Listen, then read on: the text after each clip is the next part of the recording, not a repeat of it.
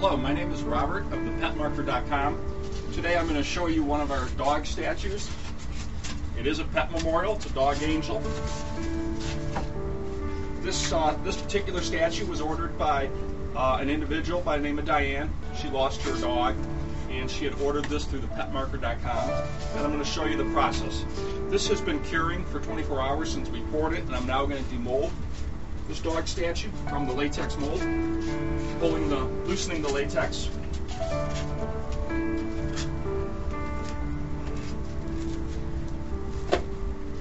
Peeling the mold away. It'll reveal a high quality dog statue made out of the best quality concrete. It'll last forever. The first year you might want to keep it out of direct sun. Not the first year, but the first couple months. Put it under a tree in the shade or keep it in the house for a couple months until the cement has a chance to cure, and then you can put it most anywhere. It will tolerate harsh winters. Thank you for choosing Thepetmarker.com, and I encourage you to visit our website.